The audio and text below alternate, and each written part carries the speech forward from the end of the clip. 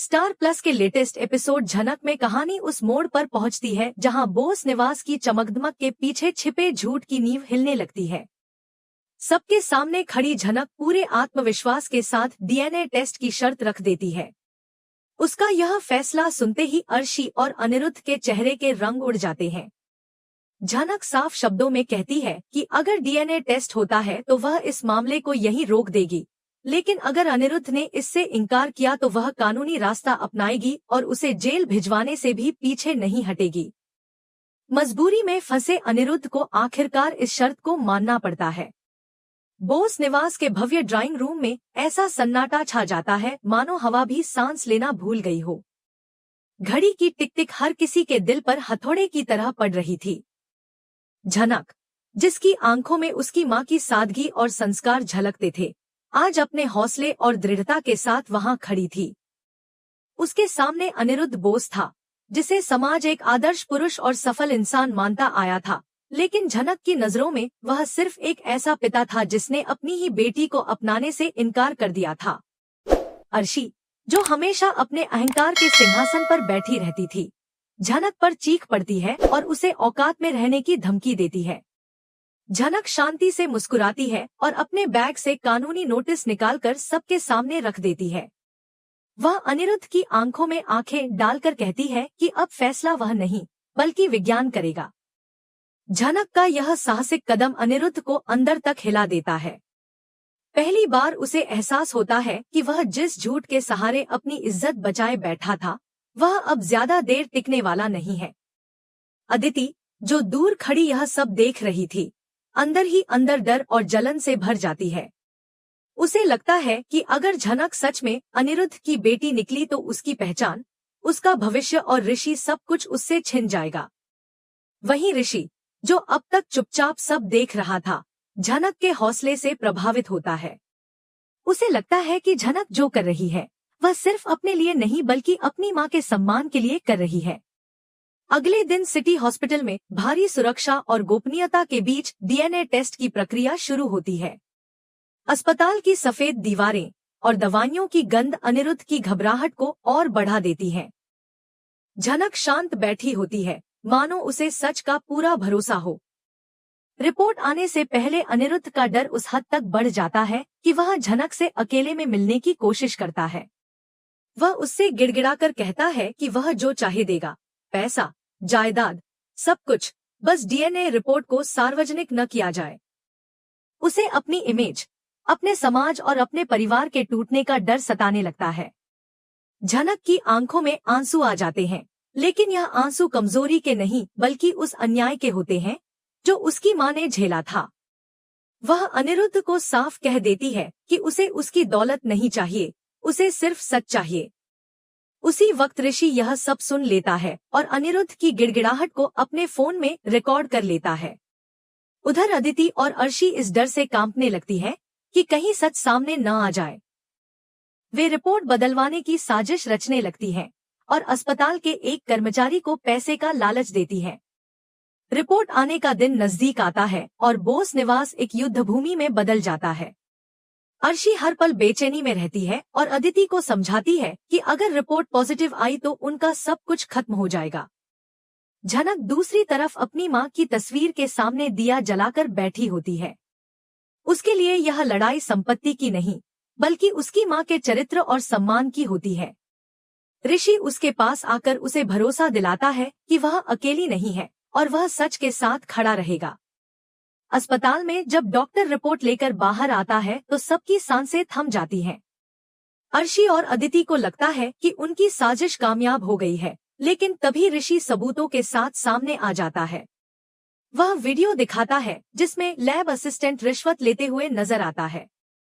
पूरे अस्पताल में हड़कंप मच जाता है और असली रिपोर्ट पढ़ी जाती है।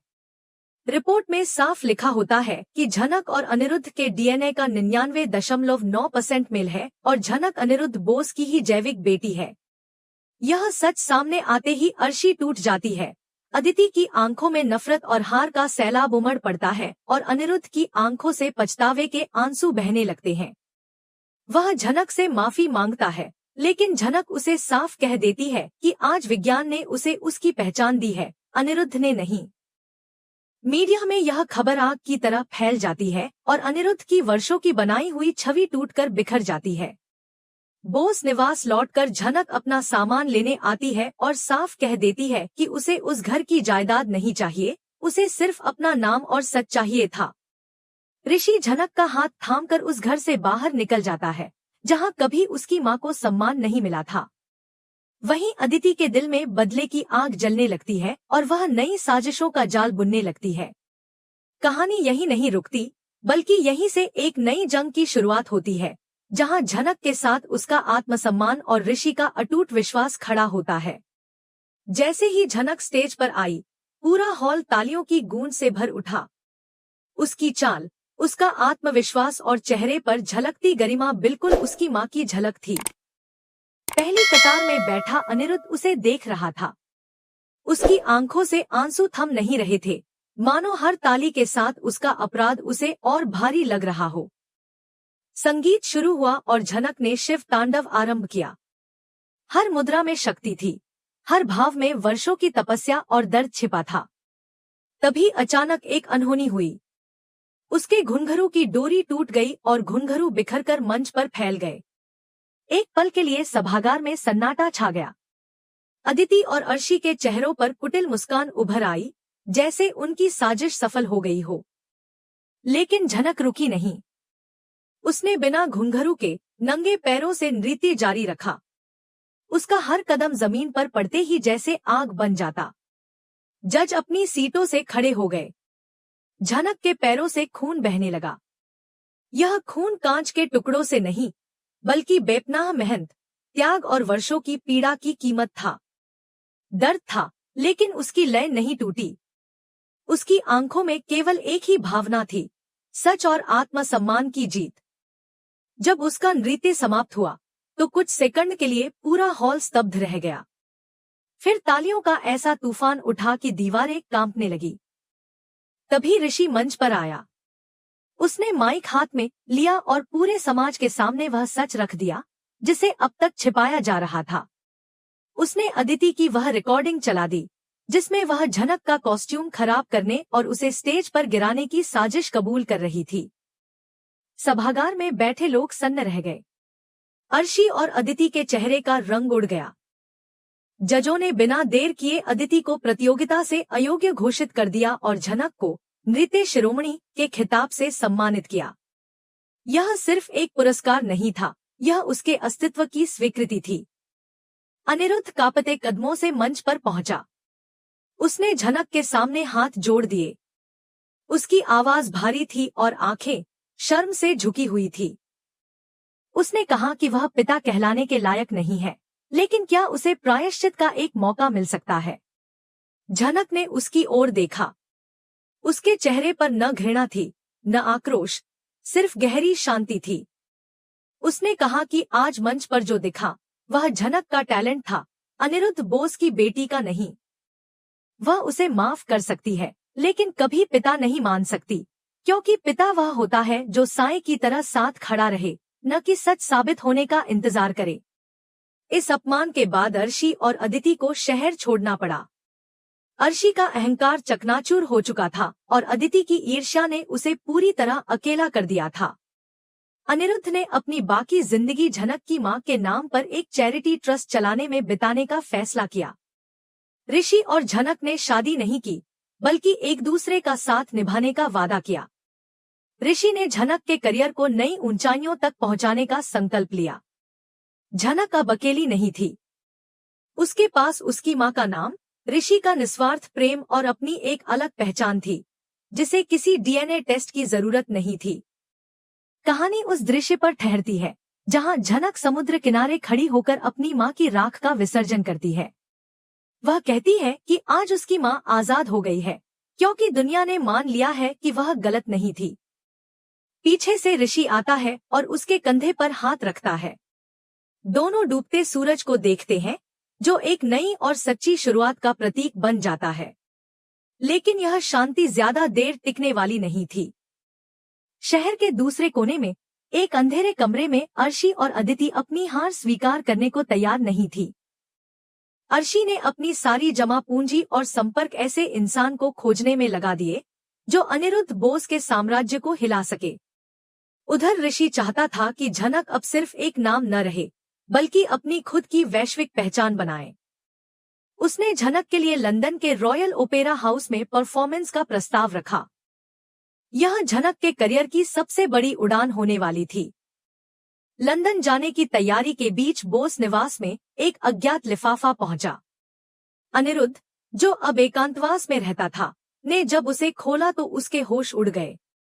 उसमें झनक की मां की मेडिकल रिपोर्ट थी, जिसमें खुलासा था कि उसकी मौत कोई दुर्घटना नहीं, बल्कि स्लो पॉइजन का नतीजा थी। अनिरुद्ध को एहसास हुआ कि अर्शी केवल कठोर नहीं, बल्कि हत्यारी भी हो सकती है। उसने चुपचाप जांच शुरू की, लेकिन झनक को कुछ नहीं बताया, ताकि उसकी उड़ान में बाधा न आए। लंदन पहुंचते ही झनक का स्वागत एक अंतर्राष्ट्रीय सितारे की तरह हुआ। लेकिन वहीं अदिति भी भेष बदलकर उसके दल में शामिल हो चुकी थी। झनक उसे पहचान नहीं पाई। अदिति ने झनक के खाने में दवाएं मिलानी शुरू की, जिससे उसकी सेहत बिगड़ने लगी। झनक को लगा कि यह तनाव का असर है, लेकिन ऋषि को शक हो गया। एक रात उसने अदिति को रंगे हाथ पकड़ लिया। उसी समय भारत से अनिरुद्ध का फोन आया। उसने बताया कि अर्शी को गिरफ्तार कर लिया गया है और अदिति ही असली खतरा है। परफॉर्मेंस की रात अदिति ने झनक पर चाकू से हमला करने की कोशिश की। तभी अनिरुद्ध बीच में आ गया और चोट खा ली। पुलिस ने अदिति को गिरफ्तार कर लिया। अस्पताल में अनिरुद्ध ने झनक का हाथ ऋषि के हाथ में दिया और कहा कि आज उसका कर्ज उतर गया। उसी रात झनक ने अपनी जिंदगी का सबसे भावनात्मक नृत्य किया। यह नृत्य केवल कला नहीं, बल्कि अन्याय पर न्याय की जीत था। दुनिया ने उसे द लेजेंड ऑफ झनक के नाम से पहचानना शुरू किया। कुछ महीनों बाद अनिरुद्ध एक आश्रम में रहने लगा और गरीब बच्चों को संगीत सिखाने लगा।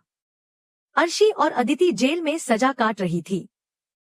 ऋषि और झनक ने सादे समारोह में विवाह किया और झनक ने अपनी मां के नाम पर एक अंतर्राष्ट्रीय नृत्य अकादमी खोली। अब उसे किसी पहचान की जरूरत नहीं थी। उसकी कला और उसका चरित्र ही उसकी सबसे बड़ी पहचान बन चुके थे।